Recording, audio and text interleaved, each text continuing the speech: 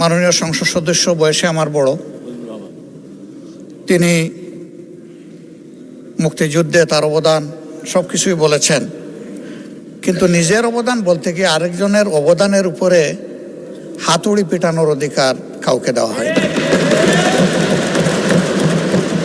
তিনি পার্সোনালি আমাকে হার্ট করেছেন।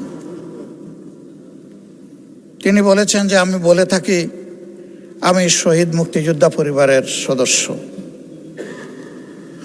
তাহলে ইনি এটাকে চ্যালেঞ্জ করছেন।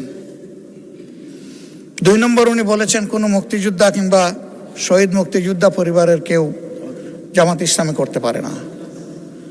তাহলে উনাকে জিজ্ঞেস করে করা লাগবে? এটি আমার নাগরিক অধিকার। আমি কোন দল করব, কোন আদর্শ আমি অনুসরণ করব, এর উপর হস্তক্ষেপ করার ন্যূনতম কোনো অধিকার রাষ্ট্র কিংবা সংবিধান কাউকে দেয়নি। আমি এটা তীব্র নিন্দা জানাই। আমার আইডেন্টিটি নিয়ে প্রশ্ন করা হয়েছে, এটা গুরুতর অপরাধ করেছেন উনি।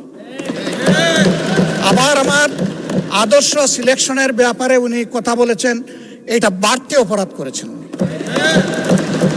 আমি অনুরোধ করব মাননীয় স্পিকার, তার এই অসংসদীয় অংশটা এখান থেকে যেন এক্সপাঞ্জ করা হয়।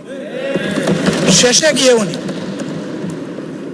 আমরা খোলা মনে এই সংসদকে ফাংশনিং করার জন্যে, বর্তমান জ্বালানি অব্যবস্থাপনা সংকট যেটাই বলি, সেইটার ক্ষেত্রে আমরা এগিয়ে এসেছিলাম, খোলা মনে কথা বলেছি, নোটিশ নিয়ে আলোচনা হয়েছে এবং পরের দিনে সে মাননীয় প্রধানমন্ত্রী একটা প্রস্তাব দিয়েছেন, আমরা সাথে সাথে এটা গ্রহণ করেছি।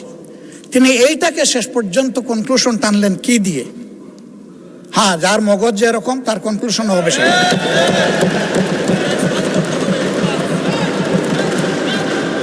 তার মতো একজন প্রবীণ ব্যক্তির কাছ থেকে, রাজনীতিবিদদের কাছ থেকে আমি এই ধরনের আচরণ আশা করিনি।